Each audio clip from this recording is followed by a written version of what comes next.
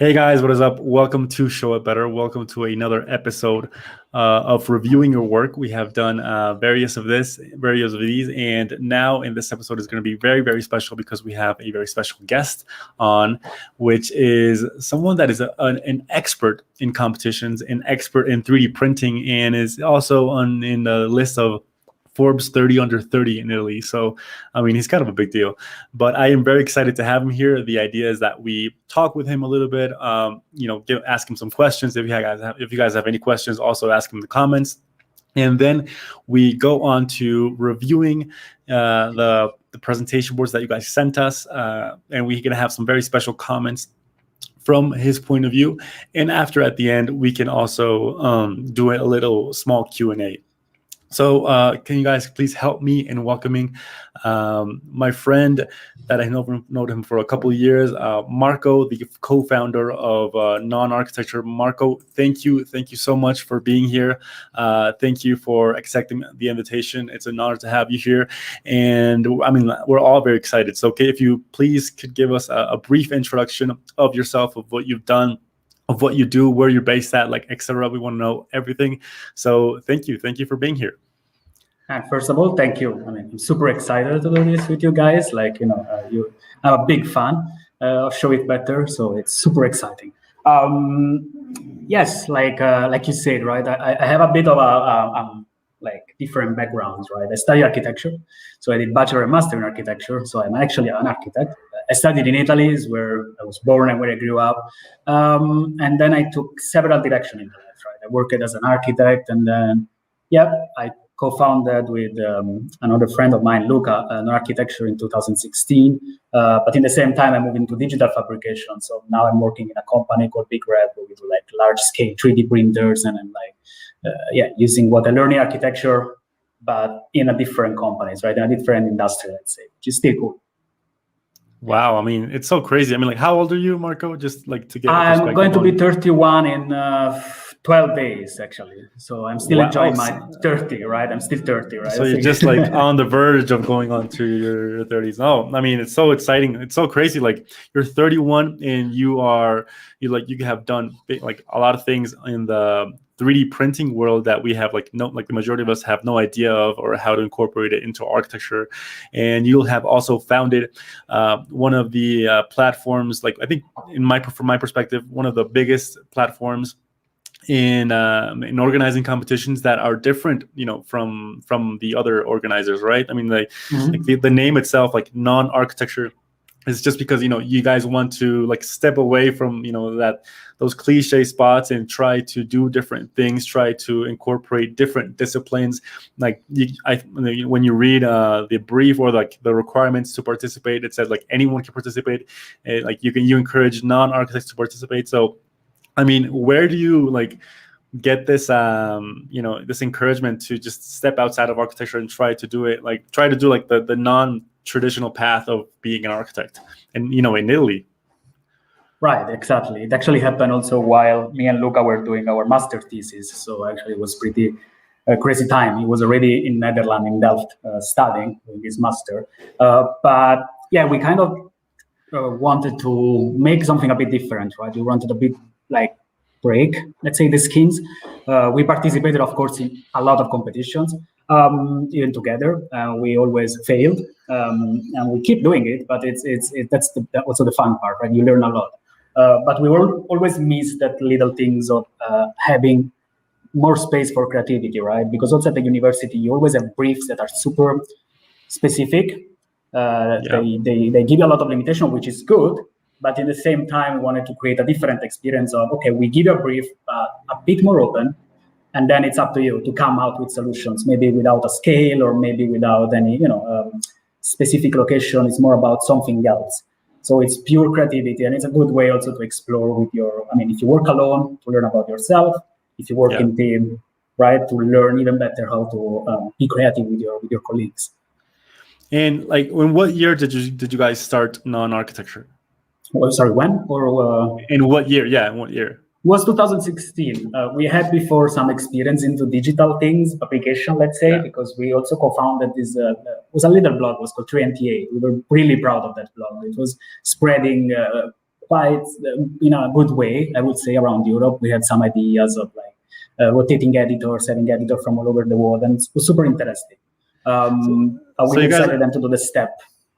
So you guys are like these, you like more than anything, you guys like these entrepreneurs that want to do like many things inside of architecture. Like being an architect, you want to create many companies. You have a lot of interest. So that I think that's what it is very exciting about your profile. That apart from being a traditional architect, you want to be in the business side. You want to create different businesses that feed architecture and also go outside of architecture. So I think it's very interesting. And until now, like how many competitions have you guys organized?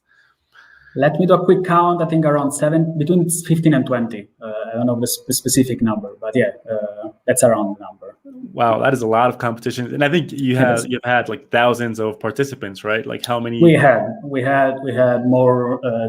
Let's say people registered. We like go in our website between newsletter, etc. Because we don't do just the competition itself, right? We consider competitions like a research tool. That's our main, motto or whatever you want to call it.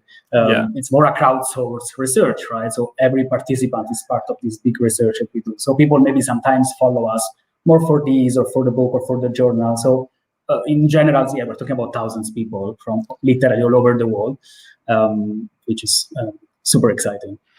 Yeah, so if you guys aren't familiar with non-architectural competitions, they're very interesting because they have general themes in each competition. Like for example, I remember that with the pandemic, or like around those times, they had themes that were just healing, that were just maybe housing, or maybe were just the pandemic itself. The most recent one is water. And everything around water, around the sustainability of water. I mean, it has a very specific theme. So I'm very interested in how you guys like gather up. Like, how many are you guys in non-architecture, and like who decides what the theme of the competition is going to be next time, and how many competitions do you guys plan on releasing per year, and how does that get organized? So the plan starts always at the very beginning of the year. Let's say we do cycle of competitions, right? When we started, it was just me and Luca, with some people also supporting. Now we are a team of 8 or 9 people, which is the best team in the world. Consider we always work remotely. We don't have a physical location. So for us, for example, the Corona thing was not. We just have weekly meeting. Everything is online, and everybody decides at the same level. We're very horizontal. When we started, we decided that architecture would have been a limited amount of competition, right? We wanted to do just 9 competitions, one every 3 months. The main scope was to rethinking like the functional architectural typologies. So were competitions like, okay, rethink the restaurants, rethink the clubs, rethink the hotel. The last one was the cemetery, which was a huge success actually. And the idea was to close on architecture after this research. But after these 3 years, the community really asked us to go on, to keep doing. And that's why we decided in 2020 to launch a new series of competitions. And this time we're thinking more about the big issues of tomorrow, how to solve them. So we organize a cycle of 3 competitions in the same time, one a bit more conceptual, one a bit more technical. And like you said, we started also with Pandemic Society, which was not in the idea to do it, but we're pretty agile in a way that if something comes, we can change pretty quickly what we plan, right, to accommodate with what is happening outside the world. And that's why now we are planning another 3 years of cycles with these big issues of tomorrow that we want to try to tackle. Wow, I mean, it's so crazy how you guys, just try to decide on topics that are like so relevant at the moment, and a lot of people, like a lot of us, have the opportunity to participate in them. And I think what is very cool is that there are competitions that are accessible for students. That any student can participate, because as some competitions can be very expensive for students. So I think the plus that you guys have is that, and like anyone can participate inside anyone's budget. And inside of that subject, I also want to ask, maybe this is a very like general question, but I want to get your perspective on it. Like why are competitions important? Why is it important to participate in competitions? Because recently I asked the question, like a survey through Instagram and through YouTube, like how many people have participated in competitions, like if no competitions, 1 to 3, 3 to 4, 5 to 6, and the majority of them haven't even participated in competitions. Like the majority of students or architects around the world maybe don't want to risk it, maybe think it's like a waste of time because you never win or whatever. And so I want to get your perspective, like why is it important to participate in competitions, and yeah, like why should anyone, like from architects to students to wannabe architects, should participate in architecture competitions? I really like it, actually, the answer that Oliver from BIG, when you did the big portfolio review, he gave, saying it's a bit like going to the gym, right? It's a training. And I really, really like it, that answer. I think, like we did, like everyone is doing it, it's really a way to challenge yourself, where you don't have someone guiding you, like in the university, like a professor, and you don't get a perspective of someone like a professor that, let's say, guides you through this process, and maybe also like a bit biased on what the output will be according to his way of thinking. So this is really a you, yourself, and maybe your colleagues, your teams. And it's the most important thing is to not take it as an anxious thing, like stressful, and it's really enjoy the process, right? Like, because at the end of the day, here is where you test the so-called design thinking approach, which for us architects, it's completely normal. It's what we do since day one, right? Because at the university, they always give you a brief. You need to study the brief and blah, blah, blah, and then solve that issue of the brief with a project. But this is also outside in the industry, right? I'm out of architecture now. It's super precious having this knowledge. This is really like, it's designing thinking. It's mainly like understanding what is the problem, right? And try to solve it with an idea, brainstorm, creativity. It's something that is priceless. And when you can do that with your colleagues, with your teams, or even again, with yourself, because it's a challenge, this is, I think, is the biggest value of participating in a competition. Beside then the results, which of course, failing or not failing, but again, I always fail in competitions. It's still the fact that you know what you are able to achieve. It's a full project managed by yourself. So you learn also project management, right? You have a deadline, you have some milestones, and you need to do that by yourself. So it's an actual training and a way to express your creativity. Plus you can pick, right? You're not forced to do specific competitions. There are thousands out there, right? You have to do an architecture competition. So it's a bit also going like in the restaurant and pick which one you are really excited about and try to come up with a new solutions. That's also another benefit, in my opinion.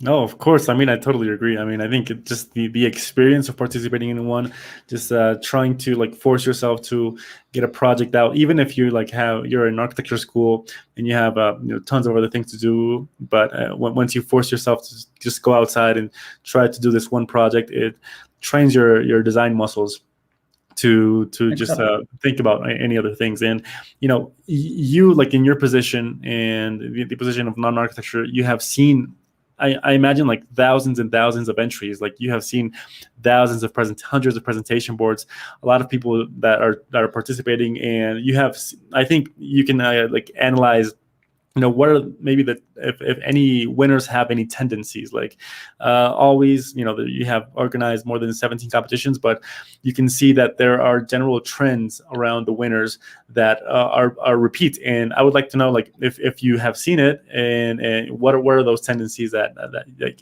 you would identify? I think, of course, depends a lot on the competitions, right? I think there are like several typology of competitions. So there are super technical one that they want a real, let's say, concept that is more feasible, etc. So there, of course, you need to focus on the solution itself, the technical solutions, and all the restrictions that you need to follow. In our case, we are super open, right? And we tend to not even have restrictions on layout, meaning actually we ask one image per board, or like a couple of images, but try to be very direct with one message, right? So I think there are some tendency on the winners, on the people that actually can tell a story in a quick way, meaning like it's super important, of course, the representation. You need to also consider that there are always different people evaluating a competition, right? Which is very important. It's not one person evaluating, because it wouldn't make any sense. So of course, every person individually judge accordingly what they think is important.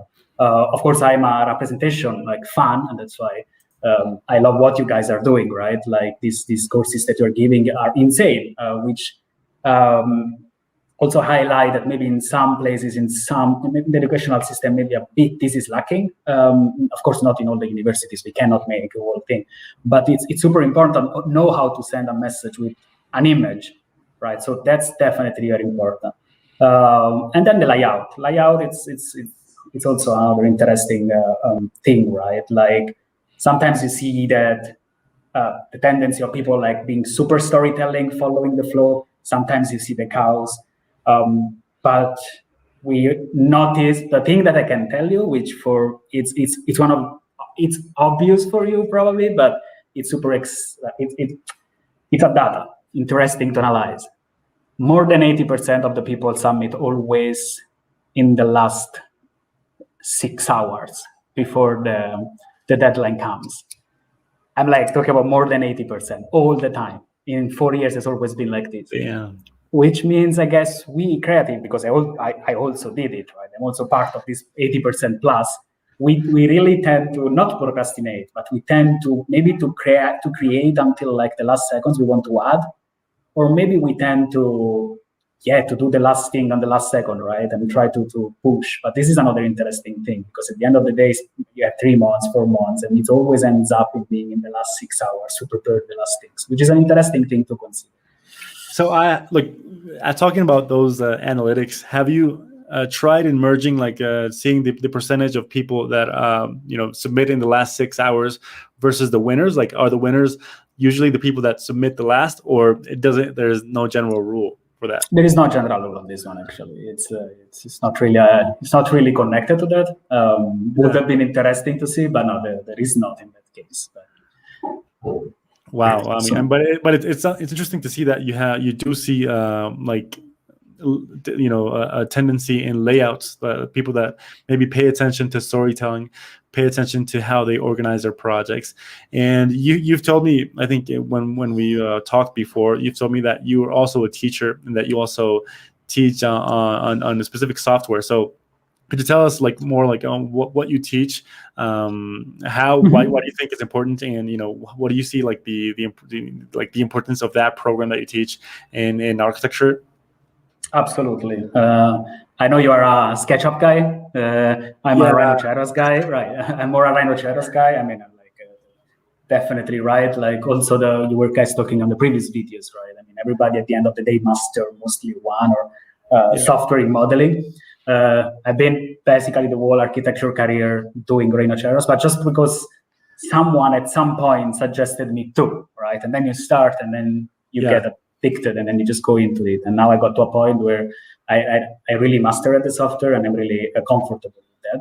And that's why, mostly use Rhino. Also where I'm working currently. And I've been teaching it in a university here in Berlin for bachelor students in design.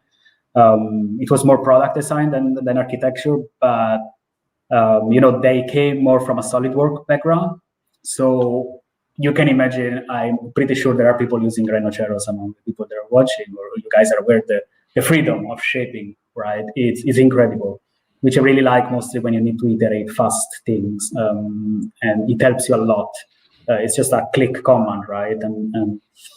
And that's why their phases was imagine coming from SolidWorks, which nothing to say to SolidWorks. Of course, it's more a technical software, but for a creative, going then to something where you just, you can shape things like you want was their phases was like, oh, wow, this is magic.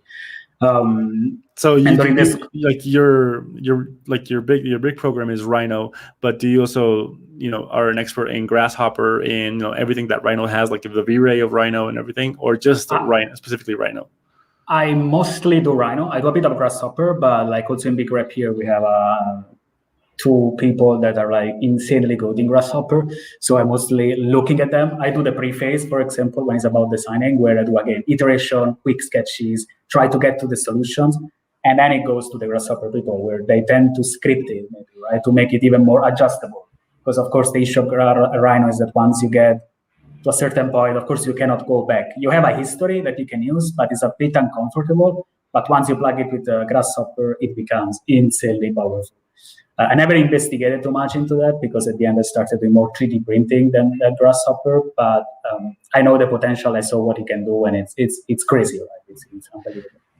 And I'm curious, like, because when we talked with Oliver Thomas from Big in our last live, he also, he's also like an expert in many programs, mostly in Rhino and in Grasshopper. So, and I've seen, a lot of architects that work. I don't know, maybe if it's geographical. I'm not sure, like, if why is the reason, but there are certain areas that Rhino is just in all offices, or in certain types of offices, maybe around Europe or maybe around the United States, and in other places you see mostly like SketchUp, Revit, BIM programs. So do you think that's like a trend, or do you think that's more like geographical, or why do people like in certain regions grow up with more of a Rhino based culture? That's some data that would be nice to analyze, actually. It's something that is super interesting. Can be regional, definitely. I don't know, depends also on the software or the market themselves, right? Sometimes they have educational marketing to actually push inside universities or whatsoever. So regional could be one. Definitely, there is always a price things also for you have always like some students free versions, some software are completely free. Rhino is a one-time payment, right? So you pay it once and then you have it for the rest of your life. Some you need to pay monthly. So there is always like this definitely this one that is affecting. But I guess also depends a bit on the way you. I think your design language affects as well a bit the thing, right? Of course, because there are some things that can be achieved more with some software, and maybe other ones that can be achieved more with other softwares. Definitely, the Rhino wave and the Grasshopper wave came even more with the AS Code, with the whole Zaha legacy, and right, that one push, and even more made people discover what parametric is, what was it back then, this line, the free software, the free add-on for Rhino, which made you play with incredible shapes in a super easy way, super organic and fluid. So of course, depends a lot on the design language where you want to focus as well. No, of course. I completely agree. And I have like before we jump into like actually reviewing the presentation boards, I would also like to know and try to introduce people to your 3D printing side of Marco. Like why did you get into 3D printing? Do you see it as like a future for architects, like to get into specific parts areas of 3D printing? And what do you actually do in the realm of 3D printing? So consider that I saw, the reason why I moved into 3D printing is because I saw, when I was in New York, I saw one of these big machine. Again, our 3D printers are like 1 meter by 1 meter by 1 meter, right? So it's not the mini printer you can imagine, like you always saw in universities or whatever. And when I saw the first one of a big rep in New York, I was freaking out. Like, I was working as an architect and I was like, I need to put my hands on this machine. Like, imagine what many things you can do. And then I found myself living in Berlin, and I discovered that the headquarters of Big Rep was here. So I applied. They were looking for a designer, which was like, oh my gosh, let's try it. And then they hired me. So I started as a designer, and then I scaled up a bit into lead design, and now I'm a product owner. But definitely, the reason why I stayed is because, first of all, it's an amazing technology, right? It is changing already. It will change even more the way we eat, but in general, the architecture will. And also because I really realized that even in companies like this one, where it's more engineer, right? It's not really something where architects go. At the end of the day, they discovered that there are a lot of architects inside, and they really appreciate our creativity, the creativity process we have, right? Again, the design thinking process, because it can be applied to every kind of project management. So at the end of the day, we decided, it was nice to see how the creativity we have can be used also in an engineer startup, let's say, in a tech startup like this. That was the main reason why I jumped in. Okay, so I think you're being a little bit humble, because I think you got a little bit viral, and I'm going to try to show. Yes, true. I think this is one of the, this is Marco. This is I think a motorcycle that he did from 3D printing, and I think it went viral all over the world. I don't know if this is how you entered it, Forbes 30 by 30, but this was crazy. This went all over the internet a few years ago. And I want to know like more about this. Like how does an architect go into this, like creating a 3D printed motorcycle? It was actually it started as a joke, like this joke where with the team, with the Nowlab team, which is a department of Big Rep, we do kind of this kind of project. It came out like, imagine if we could like 3D print a fully 3D print a motorcycle, an e-bike, right? Like, of course, it's a prototype, right? It's a functional prototype. Nobody wants to go out there with a plastic motorcycle like this, but the idea was to push and show, hey, what can it be done with 3D printing nowadays? And this one came out at the end. It was crazy because it was a 3 months project.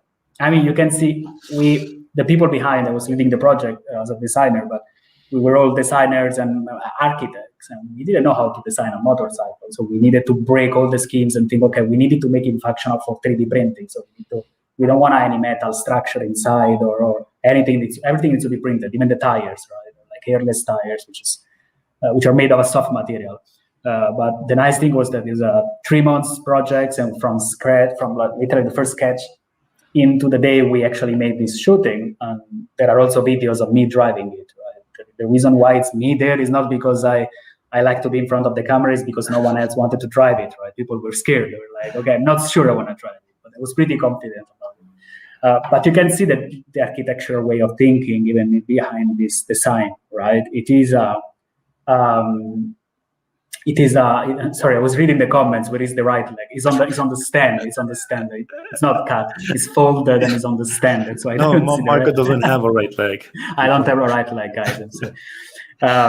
So if you zoom in the details, sometimes you can look at it like an architecture project at the end, right? We use what we learn in architecture and we try to apply it in a product, and it was super fun. We spent 3 months literally sleeping less and try to build this.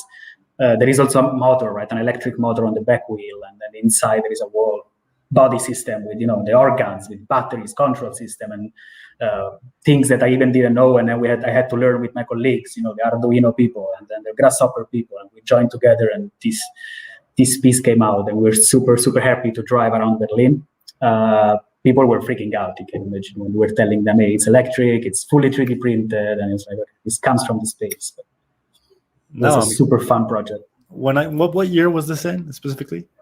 What year was this created? This was 2019 or end of 18. Yeah, in between 18 and 19. Yes. Well, I remember when I saw like the video and everything like this, I was like, dude, it's so crazy. Like, you're an architect, but you still risk it to do these kind of things that sometimes we actually don't even think of. Like, you can't exit architecture but still create architecture within a motorcycle, which is what I find the most interesting. And I can't help but create a relationship between non-architecture and this 3D printing passion that you have, and with your whole personality. Like, it's all just like connected together, obviously, because you go into 3D printing, you create a motorcycle, but you also create a platform for competitions that tries to not be so architectural. So I mean, there's clearly a relationship between you and trying to exit architecture by being very architectural. So I don't know. It's interesting. It's interesting to see how you can maybe go into different worlds of design and different worlds of many things, different realms, but still, put some of your personality inside there. It's very interesting. Cool. And so if it's okay with you, then let's start reviewing presentation boards. I sent Marco some presentation boards to review, the ones that you guys sent me. We're going to try to review them from his point of view, from his perspective, and trying to see what things that what are the good things that you should do, maybe what things that you should avoid in competitions, or maybe just some general comments on the presentation board, the layout, the project in itself.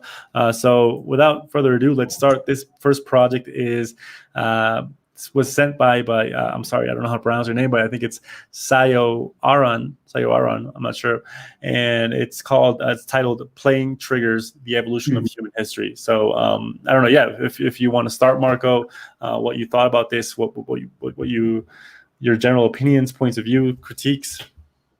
Absolutely. So I did my homework. I have also some notes when I was reviewing them. But in general, I wanted to start saying, like I said before, always keep in mind that behind any reviews on boards, there is always multiple people. That's what that makes them even more special. So you never have one person evaluating, and that's exactly why, because we are, the creativity is still, aesthetic, creativity, functionalism is still subjective a bit. So I can share my point of view, but it doesn't mean anything, right? And you just can use it as an inspiration, maybe, but maybe other people will see it differently. And also consider the fact that I don't have the briefs of those competitions, so I don't know what it was actually requested. So that, of course, also will put me and Steven in a situation where we need to interpret it a bit, what maybe could have been the questions, but definitely, like, we can still try to give some input.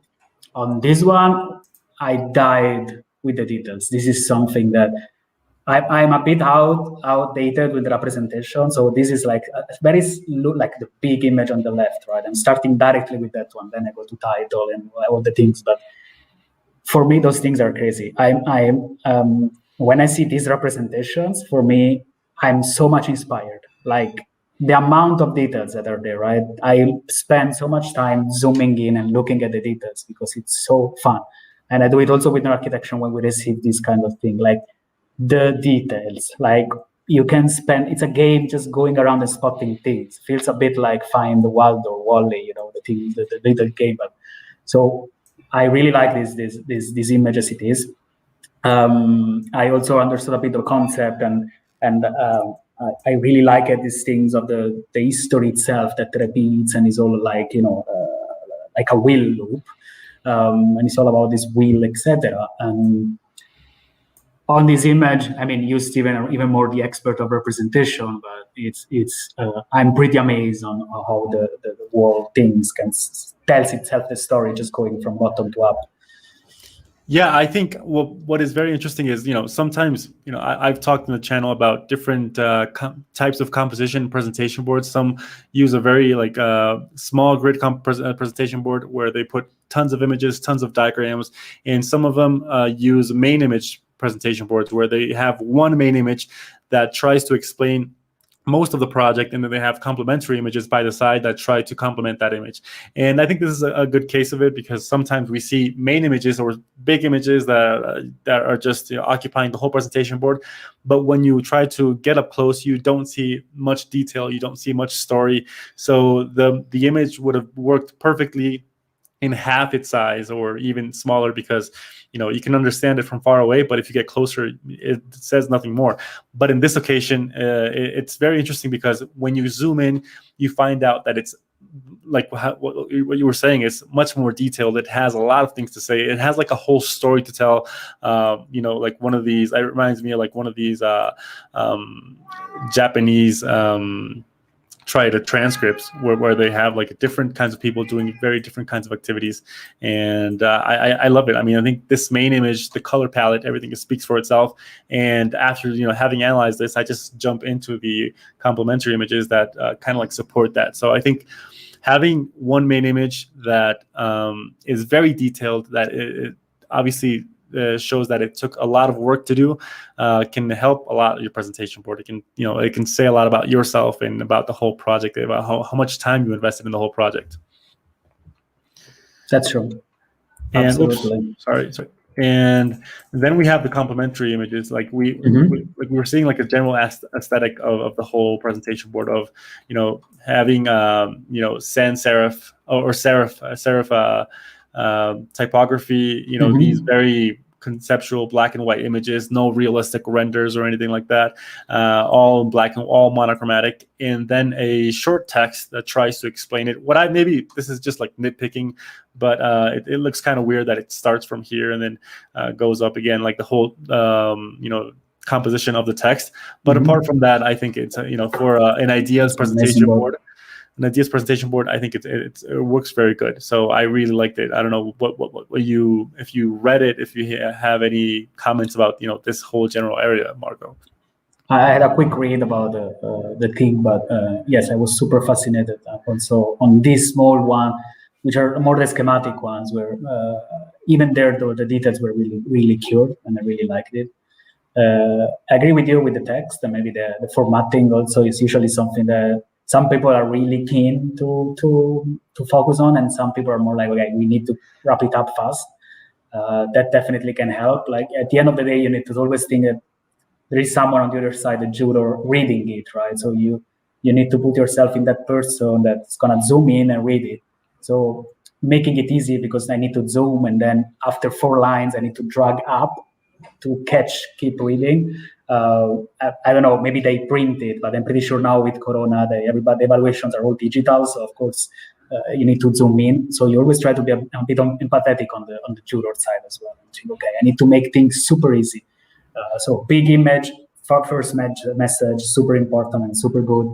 Schematic design, I really like it. The Photoshop showing a bit the evolutions of the human histories, like this playing triggers is always so super nice. But okay, and like now that you mentioned the jury, it's very interesting because obviously you have spoke to a lot of jurors around around 4 years that have decided upon many things. Like we're among those, and like reading a presentation board in a computer screen, it was very different from the competitions that we saw, I don't know, 10 years back, 20 years back, where you actually had to print out your presentation boards and send them over to the organizers, to the place that you were going to, participate in. So like having this, I think it's like a general rule now that whatever competition you participate in, like the majority of them are being sent online and reviewed as PDFs or JPEGs. So like what recommendations would you give if I'm going to participate in the competitions, but I want to optimize like the jury's experience of reading a presentation board only through a screen? To exactly what to try to actually put yourself on the other side. That's definitely, it's a stupid thing might sound, but really try once you finalize it, right? Open it like probably a juror will open it by clicking on it, and then it will appear. If it's a landscape, it might go full screen, but sometimes they require for portraits, so the horizontal screen is going to be much smaller. So that's the first thing. Like make sure that you get the first impact, right? That's super important. Then of course every juror will go in detail in a different way, but the first 5 seconds, it's like everything else, like whatever HR company, right? When they check CVs, they always have this first impact is super important. So always try, once you start doing the layout, to just sit down and watch it from outside and try to think like, okay, what message am I sending in the first 5 seconds? Because that's the most important thing, right? Which can be done with text, with an image, with whatever you want. Then it's personal, definitely. Yeah, it kind of reminds me of YouTube thumbnails or like Netflix thumbnails. Like when we're scrolling through Netflix and we try to see, what program are we going to watch tonight? The ones we end up seeing, like the ones that, or obviously like we have like certain ties with because we've already seen it. Or if we're going to try to decide on a new program, we decide the ones that catches the most or the attention to our eye. And that is all about creating a good thumbnail. And what I try to do sometimes, well, not in competitions, but maybe in YouTube thumbnails, but what I think can be useful is try to just step away from the desk and try to go like 1 meter, 2 meters behind or from the start of your office, and try to squint your eyes and try to see if the competition board is interesting, if you can read it, if it just like pops out from afar, and if it doesn't, maybe there's something missing. But I try to see it as like Netflix thumbnails, like try to make something stand out, like a color, if it's a color, or if it's a main image in this case, or if it's the form of organization, but something has to stand out, that if I put like 1,000 presentation boards around, that one is still going to be very it's going to catch my attention instantly. True. Another thing, like to connect with what you say, is again going back to the design thinking approach, right? You start defining the problem, and then you try to find a solution. But the last of the 4 or 5 step is always like test it, right? Which is something we don't do a lot in architecture. In other things, maybe you do, like in competitions. But for example, in non-architecture, with everything we want to try to implement, we test it, right? We try to get feedback. This is also something where my colleague is pushing a lot, Luca. We try to get feedback from other people because, of course, we're biased. It's our way of creating, but it doesn't mean that everybody else will see it like we see. So get feedback from your colleagues, right? Okay, again, sometimes you're in the last second, so you need to submit. But maybe when you have the first layout, send it to a couple of friends that are not involved in the competition at all and ask them, like, hey, what do you think? Give me some feedback. And then maybe you will notice some little things that you totally missed, right? So it's always important to have multiple eyes that were not in the design process to look at the final result. Totally agree. I mean, totally agree. I think we have another presentation board from that same participant, which, Mhm. if I'm not mistaken, it's from another project. But you can see a different type of organization, different ways of representing images. Now we don't have like one big image, but we have several renders and a different style of representation. So I don't know. Yeah, I don't know if Mark, if you saw this one, what do you think? I I really like it, the project itself. Of course, I don't know if it's a llama or I don't know what exactly animal is that or Yeah, it what catches you your call it. attention instantly. Yeah, exactly. It's definitely gives also that little touch of maybe fun or local or whatever you want to call it. But it's definitely it's not too strong, right? Sometimes we tend to do this like in an impactful too much way, but this one it's definitely interesting. I really like the image on the top that gives you this already overview uh, of how is the scenario, how is the environment. I actually opened this. I don't know if I opened it zoomed or if somehow I got a different file because I didn't see the second half of the bottom. So one of Yeah. my feedback was I missed some first person view views, but actually are on the bottom, and now I see them. They're amazing. Yeah. They're super nice. I like the light. I like the post process and the texture, which is super nice. And I didn't see them, so my feedback was definitely it would be nice to see the feeling from the inside. On the other side, I have something with the technical drawing. There is a bit more. Each of them have a different style, which is a bit like I see that maybe you wanted to show your skills, which is super good.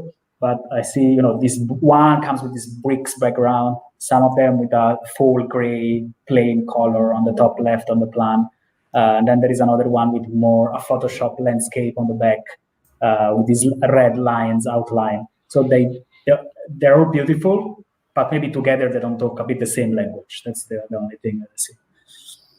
Yeah, I mean, I think that would be the same comment from my part. A little bit of consistency around these floor plans and sections, but I think what I want to emphasize on is probably like the humor part of it. That sometimes we take ourselves too seriously as architects, Sure. and we try to make everything as serious as possible and try to make it we're very conservative sometimes. And in some some presentation boards, we see people that have a sense of humor that inserted into their into their presentation boards, into their design, which I think is very awesome. It's very cool, and it would be cool to see it more because it's it's just reminds us of that we're just architects. We're just normal people trying to judge a project, but it's nothing that serious. So I love Sure. that if you try always to insert a little bit of humor I get it. onto your presentation boards. Fully agree. And also, don't be scared. Like in this specific case, it's definitely a nice design, but in general, if you feel like for a specific competition to like think completely out of the box, right, and be critical even on the brief or create something that doesn't follow the rules in that specific case because you have a strong reason to do it, right? Like you say, don't take it too serious. Jump, try, right? Like, hey, I feel that it's not the right way to go. Go in a different way, right? Like, don't like really enjoy the process and then give your opinion, and that's super important. And like that's what the competitions are about, like trying to explore ideas that maybe in the real world, or like your office that you're working on, or maybe the teachers that you have or whatever, you can't allow yourself to do that. And so sometimes Exactly. competitions let your design skills go in many directions, even in directions that maybe sometimes you don't even imagine. That's why sometimes we have to I think in architecture school we enter like in a very free way, and then year by year they try to make like a bot out of our, like the architects, and we exit like in a very conservative way.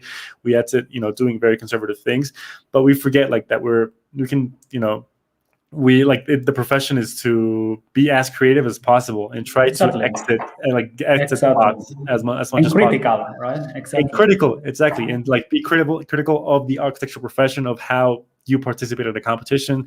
And sometimes we get we're like blinded from that because we try to be very architectural. We try to be as much architect as possible. Oh, this is what my favorite architects are doing, so I'm going to try to do it as well. But if we try to exit that, sometimes you can surprise yourself and see how, like, hey, if you're like a non-architectural mind can also surprise in the best way possible. It can also like create good proposals. So I think when we're trying to exit that bots, it has good results, or even if it doesn't have good results, it can leave for a good like memory of when you participated in a competition, and you had a lot of fun because you try to risk your design skills and not try to stay in the same conservative way. Absolutely. I remember this, if I can jump in again, sorry. I remember this story when I was at universities, again, I did various competitions also with Luca, and we always try to be so specific on the details and follow the brief and try that. At the end, we forgot the creative aspect and we always lost.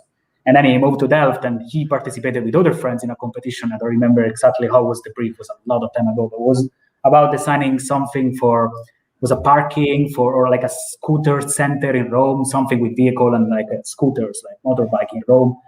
And they decided to apply, and they were a couple of the participants were from Rome or something similar, and they decided to deliver an infographics saying why it was completely wrong to do that thing in Rome and why it wouldn't have worked. So it was literally infographics, super well designed and very critical about the brief.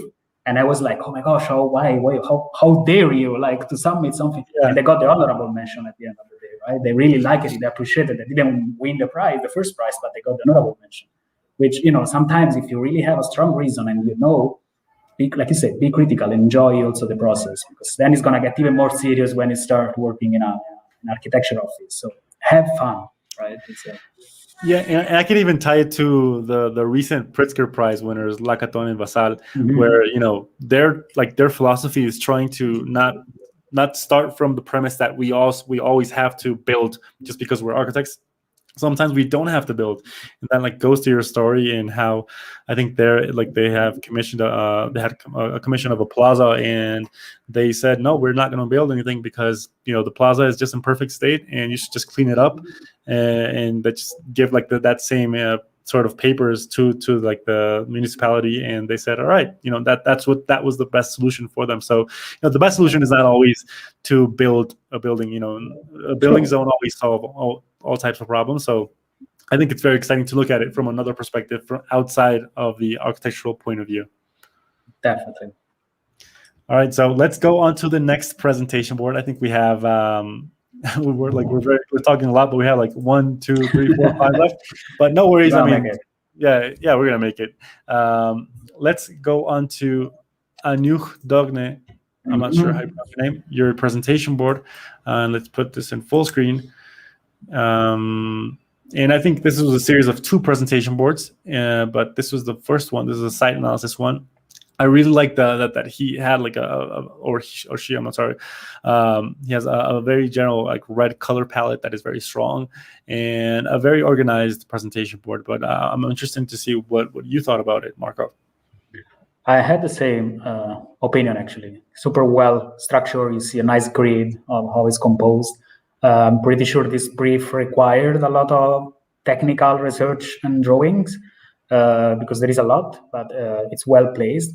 I am a big fan of the SWOT analysis down there, where it's a bit under the strength, the weakness, the opportunities, and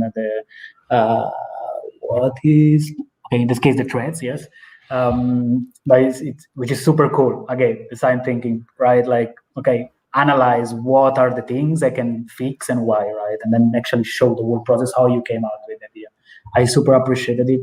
I would have even showed it in a more schematic ways, at least the text, introduction, citing for justification, definitely nice in text to have, but maybe the SWOT could have been also a bit more graphical. If you write SWOT on Google, it's always usually a 4 square diagrams where you can fill it up then with knowledge, which is but in general, I liked it a lot. I liked the palette on the top, right? I think it's a thing anyway to try to highlight the decision of color, like you said. I think that palette like this looks like how it's called. I think it was a platform that Photoshop bought, right? Bought at one point, right? That generates palettes. Oh yeah. Look at so I don't know if it looks like it comes from there, which is also nice. Of course, no problem at all. But cool. Yeah, I totally agree. I love that you started with a color palette, because sometimes we forget about color palettes, and what it does is it brings consistency onto all of their images. Like if you have, like obviously he has at Cinemetrics, he has floor plans, he has perspectives, like different types of representation, and also a lot of text that sometimes for some people can be dense.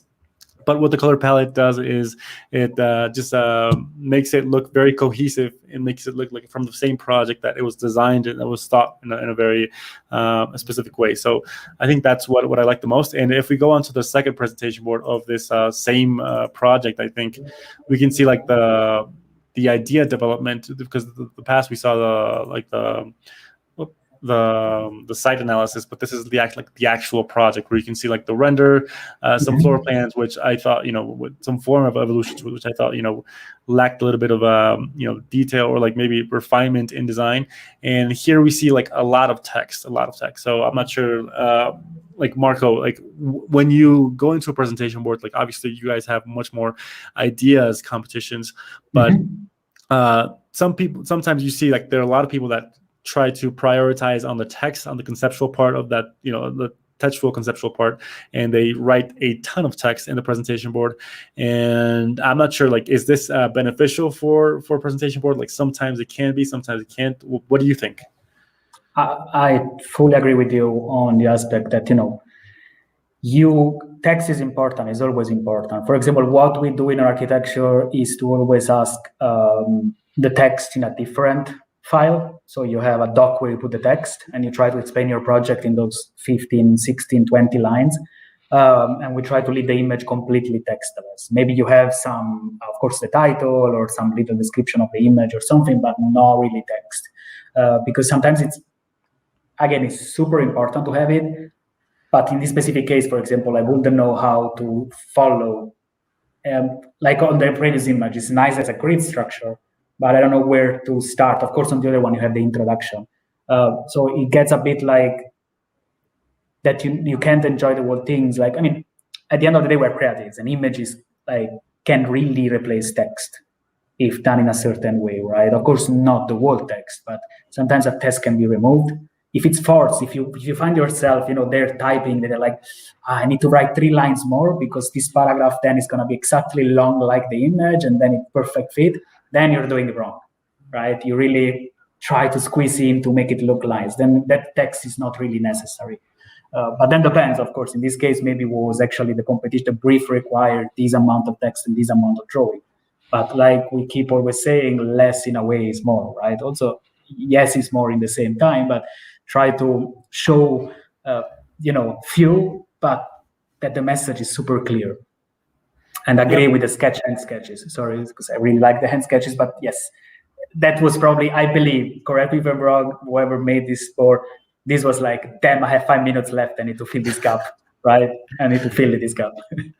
Yeah, that's what it seemed like. That you put a lot of detail in everything, like except those final like diagram evolutions. And like regarding the text, I think some text can be completely like obliterated if you try to conceptualize it and synthesize it into one diagram. Like, for example, some of these diagrams can tell what a whole paragraph is trying to tell, or vice versa. Sometimes diagrams can't even explain it. But when you try to have everything, when you think that the correct thing is to put diagrams, text, add cinemetrics, as set analysis, like everything that is supposed to be there, maybe sometimes it's not the best solution. Sometimes only certain projects have to have certain ways of representation that speaks the idea like in a much better way. So I think it's a very nice project. Obviously, we need a little bit much more context around the competition, but I emphasize that the color palette was very well chosen, and I really like that he had a grid composition that is trying to organize all of the information, which makes it very, very nice to read. And it's a grid that you can obviously see the separation, so you have a lot of white space to like rest the eyes, which I thought was very interesting. Okay. And if we go on over to our next presentation, maybe we'll just do this one and go into Q&A. So if you guys have any questions for Marco, any questions regarding competitions, regarding the organization of competitions, about 3D printing, about whatever question you want to ask him, please start typing it in the comments so we can go on to the questions. But for now, let's just go on to this last presentation board, which was by Farhan Kasif, and I think it's only one presentation board. And yeah, what do you think? What do you think, Marco? What do you think about this? This is definitely also like a more technical probably competition, right? Right. I assume it was. I mean, it was given a lot of requirements, a lot of also specifications on the design of the project, residential, etc. The people behind also, like all the other, we saw super skilled, right? I see a lot of way of representing things, from renders to interior outside, or schemes, plans, and there is a lot of post-process on the images. I really like the image. Again, you have a big vision already. You catch, okay, it's a residential building. It's clear what it is, and it's clear what is a bit the concept. If I can give a feedback on that specific image, maybe I'm not the expert here, is Steven the expert, but I see maybe some Photoshop post-process I would have had, with some lighting. Like the other ones put this more feeling of realistic at the end of the day, right? I see the people, I see there is a lot, but maybe it's some extra texture to give a bit more depth in the image. But super nice. I really like it a lot. I like the schemes on the bottom. I was reading it. I really like that it says at the beginning, right? The concept revolves around the game of Tetris, which is cool. But then show it, right, in a more not maybe fun way, or show it like, again, show it in a way that is super clear. Yeah, you have it under the title, some Tetris little how do you call them, bricks, but maybe, I don't know, take even the colors from the real Tetris, give a bit of retro look or something that makes you understand immediately, okay, this is the concept behind this project. It's clear how it comes out. It's from constellation of Tetris, looks like, that creates empty and full spaces, right? So you can show it even. It's a strong concept. It's super cool. Don't be shy to show it. Right? Totally agree. I mean, I love like that the style of representation of these axonometrics of this floor plan. I thought that maybe the perspectives could be a little bit more in the language of these diagrams. Mm-hmm. I think the sky. I mean, this is like obviously nitpicking, but I mean, come on. I mean, that's what we're here for. But I thought like the sky is a little bit too saturated. It has a lot of things to focus on. Like it has a lot of flock of birds. It has these kites over here. It has a lot of saturation. So honestly, what I would have just done would be like a very desaturated sky, so we can focus on the brown, like the wooden part of this facade, and maybe only leave this kid with the kite at the center of attention. And also on this image right here, I would have also desaturated it and tried to make it more into the color palette of these diagrams right here that I thought were very interesting. But I mean, this is like representation wise that I'm doing it. Maybe this is obviously, again, nitpicking. If you decided to create 2 columns of paragraphs here to divide it, I would have also done the same here, because sometimes this is a very long way of reading it. So I would maybe divide it in 2, but this is just my opinion. But I really liked that you had like a lot of detail on the cross-laminated timber as a construction material. Like this whole investigation, like these diagrams look very interesting. They look, very, very developed in this sort of way. And I think it's very cool. I would have just emphasized on certain things, but I liked it a lot. Absolutely, agree. Also, maybe the following, right? Again, the same. Tell me the stories of, like, don't be shy to have also like some lines that tells you 1, 2, 3, like to follow the story from concept to very technical, right? Like with the layout itself. But super cool, the level, the details from urban to the super detailed part of the construction. All right. I mean, thank you, Farhan, for sending over your presentation board, and thank you everyone who sent over the presentation board. They are really interesting. Really, like, thank you for sending it over. And now we're going to jump over into the questions, because as you guys can see, we have a lot of questions. And let's start with this question by Stefano Agudo, which is what are the main points, ideas that we should always consider when making our presentation boards? What do you think? What do you think, Marco? What are the main points, ideas that we should always consider when making our presentation? If it's just about the presentation, again, what we said before, like consider, like put yourself in the shoes of the juror and be critique from outside. If it's about the project itself that you want to show, again, don't be shy. And if you have an idea and you think that one fits with the brief, go wild and just pursue that and just try to present that idea in the easiest, but powerful way. It needs to be easy because we are creatives and we want to show things with images. That helps a lot, or diagrams or whatsoever. I see the Juventus logo here. I'm definitely a tifoso. Yeah. All right. What do you prefer, taking part in more creative competitions or technical ones?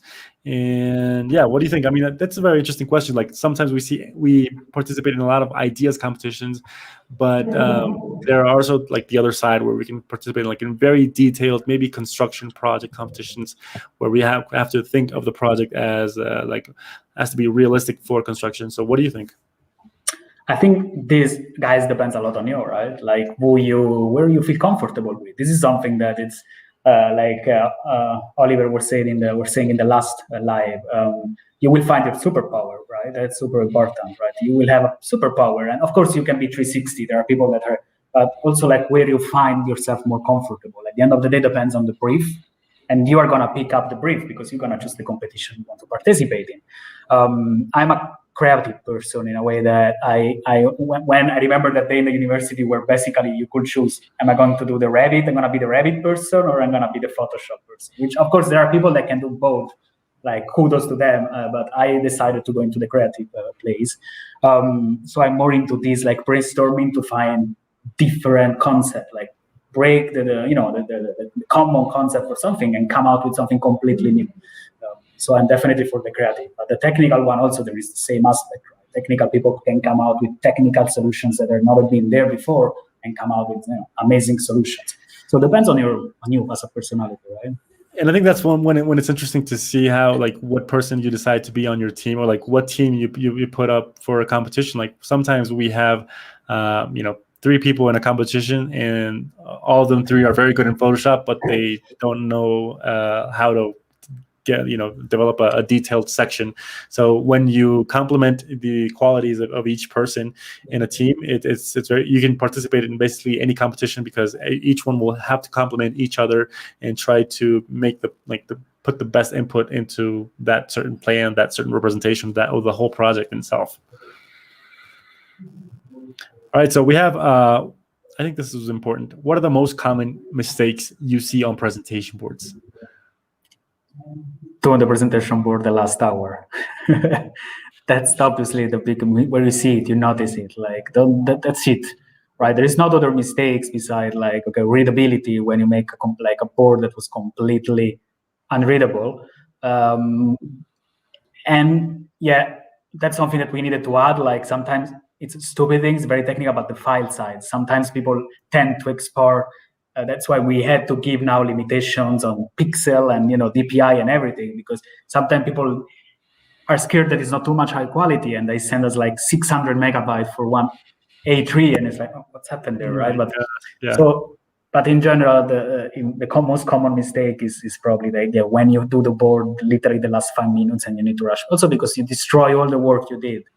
Right, so take time to do that. It's super important. Also, that one, because you're gonna use it on your portfolio. It's the representation of your work. So I would say spend more time on that one and try to.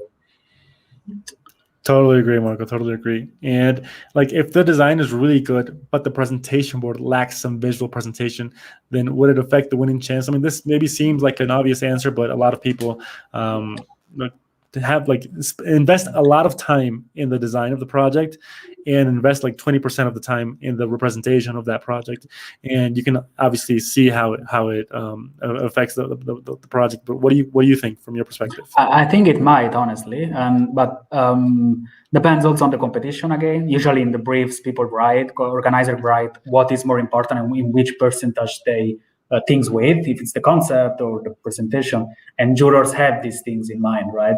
But of course, also an analysis of the juror is important, right? If, for example, Steven is a juror of my competition, you know that presentation would probably be met, right? So somehow you will consider definitely the level of presentation. So you also need to check a bit the background of who's going to judge those projects.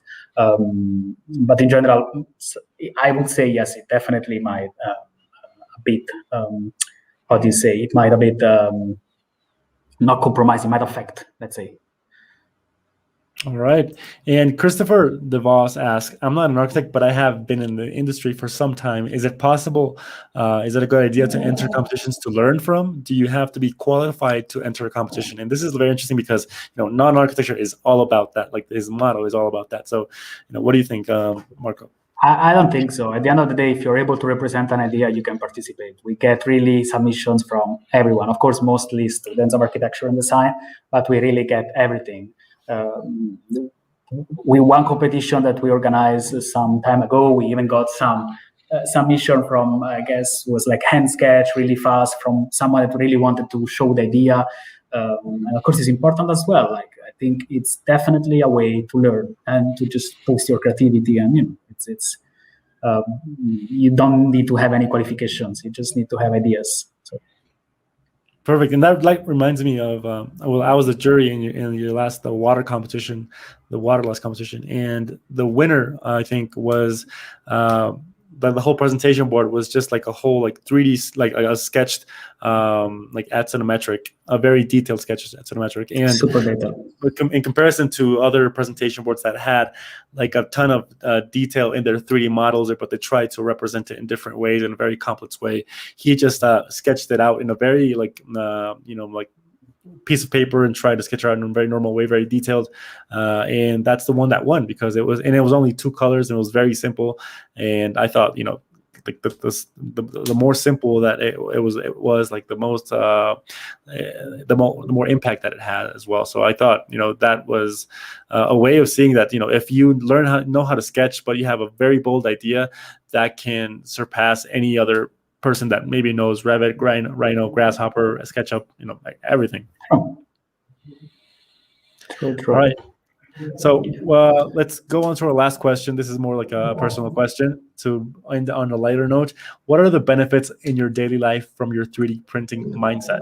I don't know if I have benefits. I see the work, the technology I work with is called FFF, and you work in layers, right?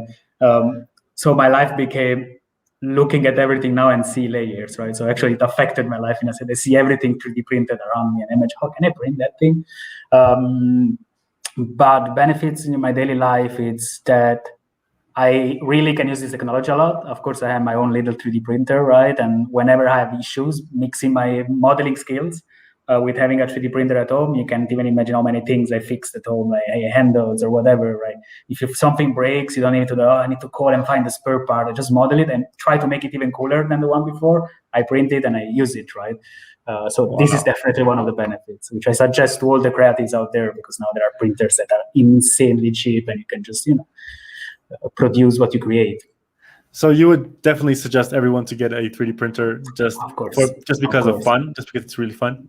Absolutely. Imagine like the idea of modeling something, you go to sleep the day after you have it in your hand, right? Like even for a small architectural model or whatever, like small little products that you want to test, it's in my opinion, it's pretty priceless. Oh man, seriously, it was so nice to have you here. But let me know, like, what competitions do you guys have going on right now that people can participate? I know, like, there are many students right now that are like architects around the world that have a lot of of interest after watching you talk, after having seen all these presentation boards. Like, hey, I want to participate in a competition. Like, what should I do? So, yeah, what do you think? Look, like right in time, because we launched like last week a new competition, so it's still in special registration, so there is a still long time of period to prepare it. It's part of the series of competition that we call a redraw. This is the third one. It's a one drawing competition, so we pick one building and we ask the participant to redraw it in one single drawing. We did it already with the Casa da Musica, we did it with the Guggenheim in New York, and this is the third edition. Which is on the theme is the Falling Water House, right? So we're talking about Frank Lloyd Wright, one of probably most famous architecture building out there that is studied all in every university at the beginning of history of architecture, right? The nice thing on this one is that, again, it's in special registration, so it just started. It's a one drawing competition. Of course, there is a money prize, there are honorable mention and everything, and finalists. But also the Falling Water Institute actually decided to collaborate with us, and they gave us a special prize, which is a pretty amazing opportunity because they will pick up one among the team, which can be the winner, the honorable mention of finalists. They will independently pick one.